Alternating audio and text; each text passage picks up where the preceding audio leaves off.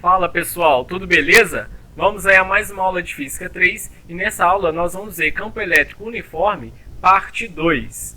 Mas antes da gente começar essa aula, já deixa o seu like nesse vídeo, se inscreva no meu canal se você não for inscrito, no cantinho direito, na parte de baixo, você pode passar o seu mouse para se inscrever direto pelo vídeo e dê uma badalada no sininho para o YouTube te avisar sempre que um vídeo novo for postado. Tendo feito isso, vamos à aula. Vamos pegar o caso de placas paralelas, onde nós temos um campo elétrico uniforme. Nós vimos que das placas paralelas, nós temos linhas de forças que saem da carga positiva e chegam na carga negativa. As linhas de força são representadas por essas linhas constantes. E nós temos aqui duas superfícies equipotenciais, uma superfície VA e uma superfície VB. As superfícies equipotenciais são representadas pelas linhas pontilhadas. Nós sabemos que as superfícies equipotenciais serão perpendiculares, ou seja, terão um ângulo de 90 graus com as linhas de forças, e o campo elétrico é tangente às linhas de forças, portanto o campo elétrico será perpendicular às superfícies equipotenciais. Nós sabemos que o potencial elétrico ele é maior próximo à carga positiva. Aqui nós destacamos três pontos, o ponto A, P e B, e no ponto A foi colocada uma carga positiva. Lembrando, pessoal, que o campo elétrico sendo constante entre essas placas, o campo elétrico é o mesmo em todos os pontos, ele não tem variação. Vamos relembrar algumas equações para a gente definir uma relação entre campo elétrico e a diferença de potencial. Nós vimos que o trabalho de uma força F é igual a força vezes deslocamento vezes cosseno de θ, onde θ é o ângulo entre a força e o deslocamento. Vimos também que o trabalho da força elétrica é igual a carga vezes o potencial elétrico inicial menos o potencial elétrico final. Aqui não façam confusão, não é o final menos o inicial. Aqui é potencial elétrico inicial menos potencial elétrico final. Nós vimos a equação do campo elétrico, vimos a equação para uma carga pontiforme, E igual a K vezes Qzão dividido por D ao quadrado. Mas, pessoal, neste caso aqui nós não podemos usar essa equação. Nós podemos usar essa equação quando nós temos uma carga pontiforme. Aqui nós vamos usar a equação geral do campo elétrico. Nessa situação, use sempre a equação geral do campo elétrico.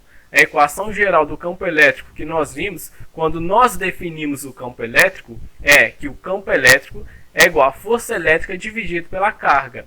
Campo elétrico é igual a força elétrica dividido pela carga. Essa é a equação geral do campo elétrico. Isolando a força, nós podemos passar a carga multiplicando. Então, nós temos que a força elétrica é igual a carga vezes o campo elétrico. Vamos então calcular o trabalho para a gente levar a carga do ponto A ao ponto B. Nós vimos na última aula que o trabalho ele independe do caminho. Então não importa o caminho que eu escolher para levar a carga do ponto A ao ponto B. O trabalho independe do caminho. Então eu vou escolher o seguinte caminho. Vou pegar a carga de A e levar até o ponto P e chamar de W1 o trabalho feito por esse caminho. E eu vou sair do ponto P e ir ao ponto B. Vou chamar este trabalho de trabalho W2. Mas notem que os pontos P e B fazem parte da mesma superfície equipotencial. Todos os pontos contidos na mesma superfície equipotencial têm o mesmo potencial elétrico. Isso significa que o trabalho para transportar uma carga sobre a mesma superfície equipotencial é zero, já que o trabalho é igual a carga vezes o potencial inicial menos o potencial final. Na superfície equipotencial, o potencial elétrico é o mesmo, então não tem trabalho para transportar uma carga de um ponto a outro, sendo esses pontos pertencentes à mesma superfície equipotencial. Então aqui nós já sabemos que o trabalho W2 será isso mesmo, trabalho W2 será zero. Então vamos estabelecer relação entre o campo elétrico e a DDP, que é a diferença de potencial. Nós podemos definir o trabalho como sendo a soma dos trabalhos, ou seja, o trabalho da força elétrica de A a B é igual ao trabalho da força elétrica de A a P, mais o trabalho da força elétrica de P a B. Então, o trabalho da força elétrica de A até B é a soma dos trabalhos. Mas como os pontos P e B fazem parte da mesma superfície equipotencial, o trabalho da força elétrica do ponto P ao ponto B é igual a zero. O trabalho da força elétrica, nós vimos que é força elétrica vezes deslocamento vezes cosseno de θ, onde θ é o ângulo entre força e deslocamento. Como o nosso deslocamento está no sentido da força neste caso, então o ângulo entre força e deslocamento é zero, cosseno de zero é 1. Então nós podemos escrever que o trabalho da força elétrica é igual a força elétrica vezes deslocamento.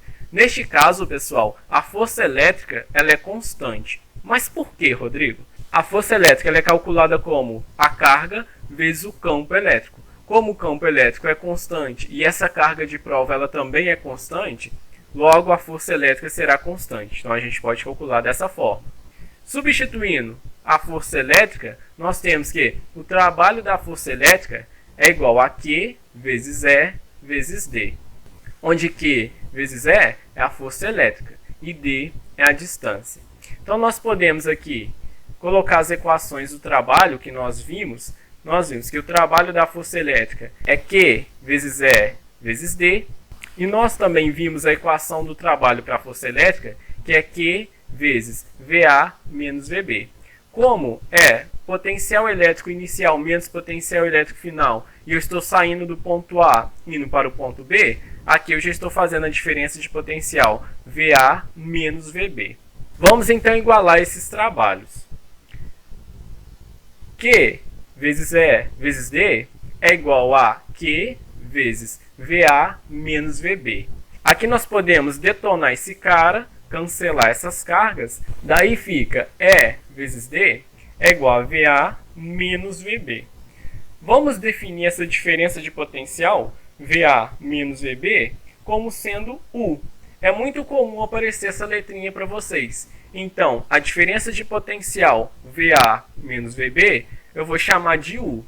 Substituindo VA menos VB por U, então nós temos que U, que é a diferença de potencial, é igual ao campo elétrico vezes a distância.